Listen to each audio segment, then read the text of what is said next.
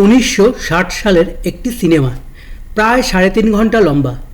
ভাবছিলাম হয়তো ধীরে চলবে, হয়তো বিরক্ত লাগবে, কিন্তু সিনেমা শেষ হওয়ার পর আমি সত্যিই অবাক হয়ে গেছি। বিশেষ করে শেষের কয়েক মিনিট মনে হচ্ছিল আজকের কোনো ওয়েব সিরিজের প্লট টুইস্ট দেখছি।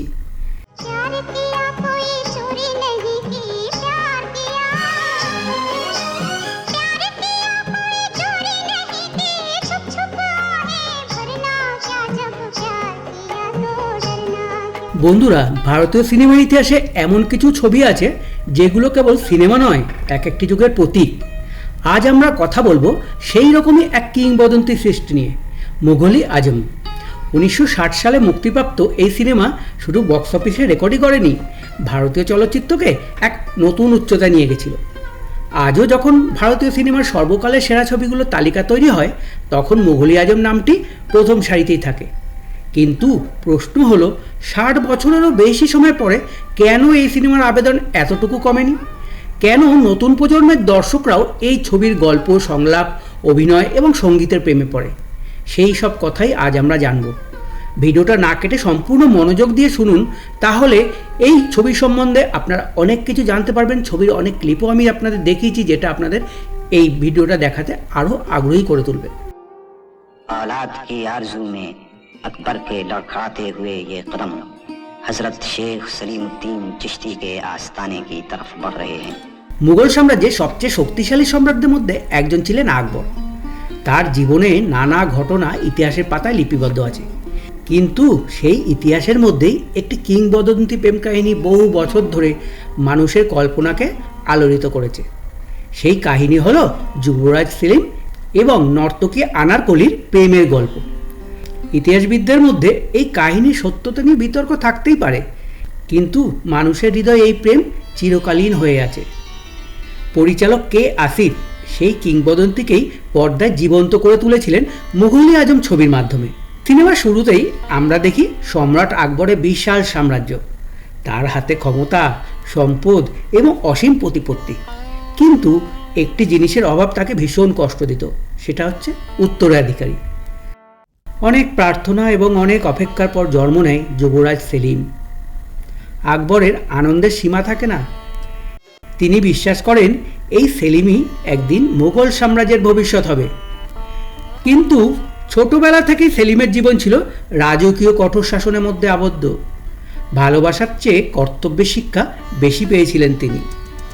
যখন সেলিম বড় হতে থাকেন, তখন তাকে যুদ্ধক্ষেত্রে পাঠানো হয়। বছরের পর বছর যুদ্ধ করে তিনি একজন সাহসী সেনাপতি হয়ে ওঠেন। যুদ্ধের কঠিন বাস্তবতা তার হৃদয়কে আরও সংবেদনশীল করে তোলে। একসময় তিনি ফিরে আসেন রাজপ্রাসাদে, আর সেখানেই তার জীবনে প্রবেশ করে এক তরুণী, যার নাম আনারকলি। এই আনারকলি ছিলেন রাজদরবারের এক সুন্দরী নর্তকী। তার সৌন্দর্য যেমন ছিল না অসাধারণ, তেমনি ছিল তার ব্যক্তিত্ব। একদিন আকস্মিকভাবে সেলিমের সাথে তার পরিচয় হয়। ধীরে ধীরে দুজনের মধ্যে সুন্দর একটা বন্ধুত্ব গড়ে ওঠে, আর সেই বন্ধুত্ব একসময় প্রেমে পরিণত হয়। কিন্তু এই প্রেম ছিল অসম। साहिब आलम, आफताब की रोशनी दुनिया की हर कोशिश को रोशन करती है। बैठ जाओ नारकली।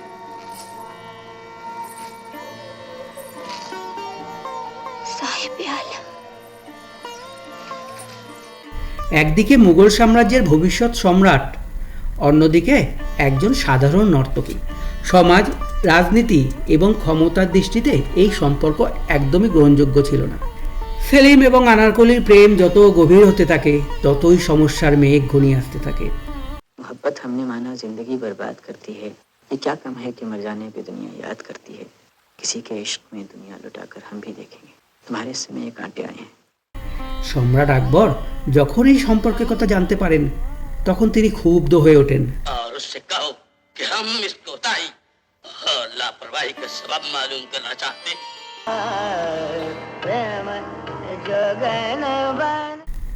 তার কাছে ব্যক্তিগত অনুভূতির থেকে সাম্রাজ্যের মর্যাদা অনেক বড়। তিনি বিশ্বাস করতেন একজন সম্রাটের জীবন ব্যক্তিগত ইচ্ছাতেই পরিচালিত হতেই পারে না। ফলে তিনি এই সম্পর্ক কিছুতেই মেনে নিতে চাননি। আর এখান থেকেই শুরু হয় ছবির সবচেয়ে গুরুত্বপূর্ণ দ্বন্দ্ব।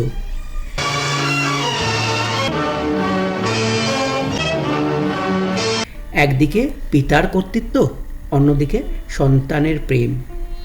একদিকে সাম্রাজ্যের নিয়ম, অন্যদিকে হৃদয়ের ডাক।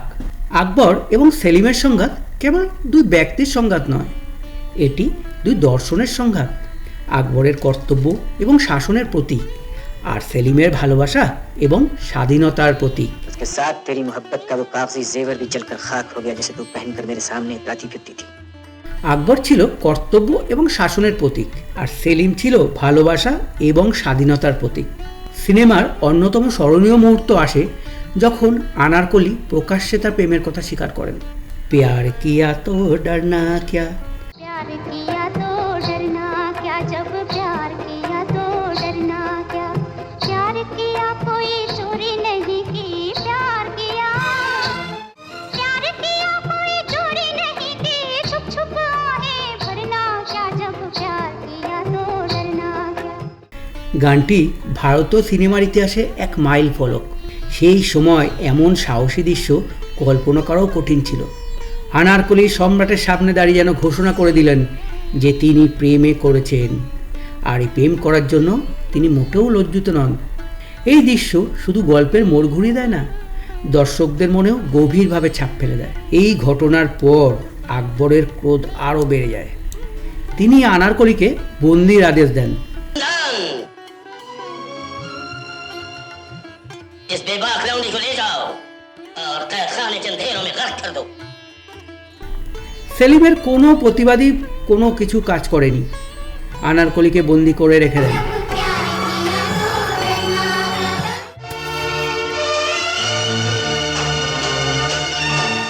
ধীরে ধীরে পরিস্থিতি এমন জায়গায় পৌঁছায় যেখানে পিতা পুত্র মুখোমুখি জড়িয়ে পড়েন এক যুদ্ধে। ভারতীয় সিনেমায় এই বিশাল পরিসরের সংঘাত সেই সময় খুবই কম দেখা গিয়েছিল। सलीम, अनारकली तुम्हारे काबिल नहीं। यूं नहीं, एक लाडले बेटे के बाप बनकर मुझे अपने कलेजे से लगा लीजिए। हम एक लाडले बेटे के शफीक बाप जरूर हैं, मगर हम शहंशाह के फर्ज को नजरअंदाज नहीं कर सकते। সেলিম তার পিতা আকবরের কাছ থেকে আনারকলিকে ছিনিয়ে নিয়ে এক জায়গায় লুকিয়ে রাখে এবং তার পিতার বিরুদ্ধে যুদ্ধ ঘোষণা করে।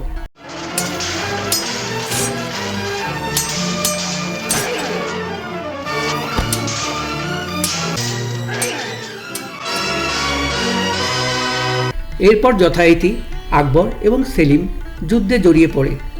আকবর অনেক চেষ্টা করেছিলেন সেলিমকে যুদ্ধ থেকে বিরত রাখার, এই যুদ্ধ বন্ধ করার, কিন্তু সেলিম কিছুতেই মানতে চায়নি। क्या जिल्लेला ही एक बागी का कसूर बख्शने के लिए तशरीफ लाए। ये बदनसीब बाप से दुनिया शहंशाह कहती है, अपने रूठे हुए बेटे को मनाने आया है, उससे मोहब्बत मांगने आया है। बेटे की मोहब्बत बर्बाद करके मोहब्बत चाहते हैं। शहंशाह बाप का भेष बदल कर आया। তার মাথায় তার মনে তখন প্রেম ভালোবাসা, আনারকলির প্রতি তার বিশাল ভালোবাসা কোনো কিছুই মানতে চায়নি, এবং পরিণতি যা হবার তাই হলো। আকবর এবং সেলিমের এক অসম যুদ্ধ হলো। এই যুদ্ধে স্বাভাবিকভাবেই সেলিম পরাজিত হলো এবং আকবরের হাতে বন্দী হলো। कि अकबरी तलवार का लंबा सा मौत बनकर तुम्हारे सरों पर छा जाए, इससे पहले कि खाक और खून की आंधी में तुम्हारा नाम और निशान मिट जाए, अनारकली हमारे हवाले कर दो। কিন্তু আনারকলিকে লুকিয়ে দিয়েছিল অন্য এক জায়গায়, যেখান থেকে সেলিম কখনোই তার বাবার হাতে আনারকলিকে তুলে দিতে চায়নি, কারণ তিনি জানতেন যে আনারকলিকে আকবরের হাতে তুলে দেওয়া মানেই আনারকলি মৃত্যুদণ্ড। সেলিম নিজে মৃত্যুদণ্ড বরণ করল, কিন্তু তবুও আনারকলিকে ফিরিয়ে দিল না। সেলিমের মৃত্যুদণ্ড যখন আকবর নিজের হাতে দিতে যাচ্ছিলেন, ঠিক সেই সময় আনারকলি নিজে এসে ধরা দেন আকবরের কাছে এবং সেলিমের জান বাঁচান। এখানে কাহিনী টুইস্ট এসে যায়। আকবর যেন আনারকলির কাছে হেরে যান, তিনি আনারকলিকে মৃত্যুদণ্ড দেন। অবশেষে তিনি লোকসমাজের সামনে আনারকলিকে জীবন্ত দেওয়ালে গেঁথে মৃত্যুদণ্ড দেন। আর এখানেই লাস্ট স্ক্রিনে আসে এক বিশাল টুইস্ট, যেখানে আকবর একদিকে যেমন রাজা এবং অন্যদিকে এক মানবিকতার দৃষ্টিও রাখেন। আর এখানেই আসে এই সিনেমার অন্যতম এক টুইস্ট, যেটা কিনা আজকালকার দিনে ওয়েব সিরিজগুলোতে দেখা যায়। আনারকলিকে নিয়ে বিভিন্ন রকম কথা রয়েছে, অনেক কিছু প্রবাদ রয়েছে। এই সিনেমায় আমরা দেখতে পাই শেষ দৃশ্যে আকবর আনারকলিকে মুক্তি তো দিচ্ছেন, কিন্তু এটাও জানিয়ে দিচ্ছেন সে যেন আর কখনো লোক সমাজে সামনে না আসে, সে যেন দূরে কোথাও চলে যায়। ये सुरंग तुम्हें मुगल सल्तनत की सरहदों के पार ले जाएगी, और ये राज, ये अनारकली जिंदा है, तुम्हें राज रखना होगा। এর মাধ্যমে একটা জিনিস তো পরিষ্কার, তিনি তার ছেলের ভালোবাসাকে যেমন একদিকে ফেলে দিতে পারেনি, আবার তার রাজধর্ম পালন করতেও তিনি প্রতিশ্রুতিবদ্ধ ছিলেন। এই সিনেমার বিশাল সেট দর্শকদের খুব আনন্দিত করেছিল, এবং দর্শকরা, সেই সময়কার দর্শকরা এই সিনেমাটিকে সাদরে গ্রহণ করেছিল। যদিও সিনেমাটি প্রথমে ব্ল্যাক অ্যান্ড হোয়াইটে হয়েছিল, পরে এই সিনেমার কালার ভার্সনটাও হয়, এবং ব্ল্যাক অ্যান্ড হোয়াইটের মতো কালার ভার্সনটাও সমান জনপ্রিয় হয়েছে। ছবির শেষ অংশ ভারতীয় চলচ্চিত্র ইতিহাসে সবচেয়ে আলোচিত সমাপ্তিগুলোর মধ্যে একটি। আনারকলির ভবিষ্যৎ নিয়ে তো নানা কিংবদন্তি রয়েছে, আর সিনেমা সেই কিংবদন্তিকেই আবেগঘনভাবে তুলে ধরেছে। শেষ মুহূর্তে দর্শক উপলব্ধি করেন যে প্রকৃত প্রেম কখনো পরাজিত হয় না, এমনকি যদি প্রেমিক প্রেমিকা একসঙ্গে নাও থাকেন তাও। এবারে আসা যাক অভিনয়ের কথায়। সম্রাট আকবরের চরিত্রে পৃথ্বীরাজ কাপুর যে অভিনয় করেছিলেন তা আজও অভিনয়ের পাঠ্য বই হিসাবে বিবেচিত হয়। তার সংলাপ বলার ধরন, ব্যক্তিত্ব এবং উপস্থিতি সম্রাট আকবরকে জীবন্ত করে তুলেছিল। যুবরাজ সেলিমের চরিত্রে দিলীপ কুমার ছিলেন অসাধারণ। সংযত অভিনয়ের মাধ্যমে তিনি চরিত্রের আবেগকে ফুটিয়ে তুলেছিলেন। আর আনারকলি ভূমিকায় মধুবালা যেন ইতিহাস সৃষ্টি করেছিলেন। তার সৌন্দর্য, অভিব্যক্তি এবং অভিনয় আজও দর্শকদের মুগ্ধ করে। অনেকেই জানেন না মধুবালার ব্যক্তিগত জীবনও সেই সময় নানা শারীরিক সমস্যা ছিল, তবুও তিনি যে নিষ্ঠার সঙ্গে এই ছবিতে কাজ করেছিলেন তা সত্যি বিস্ময়কর। বিশেষ করে বন্দিত্বের দৃশ্যগুলোতে তার অভিনয় দর্শকদের হৃদয় ছুঁয়ে যায়। মুঘল-এ আজম শুধু গল্প বা অভিনয়ের জন্য বিখ্যাত নয়, এর সঙ্গীত কিংবদন্তি। সুরকার নওশাদের সুর আজও অমর। মোহে পনঘট পে, তেরি মেহফিল মে, প্যার কিয়া তো ডরনা কিয়া, যেগুলো আমি আমার এই ভিডিওর বিভিন্ন জায়গায় ছোট ছোট করে আপনাদের শুনিয়েছি, এই প্রতিটি গানই ভারতীয় সঙ্গীতের সম্পদ হয়ে আছে। লতা মঙ্গেশকরের কণ্ঠ এই গানগুলোকে যেন আরও অন্য উচ্চতা পৌঁছে দিয়েছে। সিনেমাটির নির্মাণ ইতিহাসও অত্যন্ত আকর্ষণীয়। এই ছবিটি তৈরি করতে প্রায় 1 দশকের বেশি সময় লেগেছিল। বিশাল সেট, হাজার হাজার পোশাক, অসংখ্য শিল্পী এবং দীর্ঘ শুটিং সব মিলিয়ে এটি সেই সময়ের সবচেয়ে ব্যয়বহুল ভারতীয় চলচ্চিত্র ছিল। বলা হয় শীষমহলে বিখ্যাত সেট তৈরি করতেই বিপুল অর্থ ব্যয় হয়েছিল। সেই দৃশ্য আজও ভারতীয় সিনেমার অন্যতম সুন্দর দৃশ্য হিসেবে বিবেচিত হয়। 1960 সালে মুক্তির পর ছবিটি বক্স অফিসে অভূতপূর্ব সাফল্য পায়। দীর্ঘদিন পর্যন্ত এটি ভারতের সর্বোচ্চ আয়কারী ছবিগুলির মধ্যে একটি ছিল। পরে ছবিটি রঙিন সংস্করণে পুনরায় মুক্তি পায় এবং নতুন প্রজন্মের কাছেও সমান জনপ্রিয়তা অর্জন করে। আজকের দিনে যখন আমরা অত্যাধুনিক প্রযুক্তি, ভিএফএক্স এবং বিশাল বাজেটের সিনেমা দেখি, তখনও মুঘল-ই আজম আমাদের মুগ্ধ করে। কারণ এই ছবির আসল শক্তি প্রযুক্তি নয়, এর আবেগ, ভালোবাসা, কর্তব্য, ত্যাগ এবং মানবিকতার যে গল্প এখানে বলা হয়েছে তা কখনো পূরণ হয় না। এই কারণেই মুঘল-ই আজম আজ শুধু একটি সিনেমা নয়, এটি ভারতীয় চলচ্চিত্রের এক অমূল্য সম্পদ। সময় বদলেছে, দর্শক বদলেছে, প্রযুক্তি বদলেছে, কিন্তু সেই ছবির আবেদন আজও একই রয়ে গেছে। আর সম্ভবত সেই কারণেই 60 বছরের বেশি সময় পরেও মুঘল-ই আজম ভারতীয় সিনেমার ইতিহাসে এক অমর নাম হয়ে আছে। বন্ধুরা, আপনারা যদি মুঘল-ই আজম সিনেমাটি না দেখে থাকেন, আজই দেখুন, ইউটিউবে ফ্রিতেই আপনারা দেখতে পারবেন। আর দেখে আপনারা কমেন্ট করবেন আপনাদের কাছে মুঘল-ই আজম কেমন লেগেছে। আর যারা অলরেডি দেখেছে তারা বলুন যে আপনাদের কেমন লেগেছে। মধুবালা নাকি পৃথ্বীরাজ কাপুর, কার অভিনয় আপনাদের সবচেয়ে বেশি মুগ্ধ করেছে কমেন্টে অবশ্যই জানাবেন।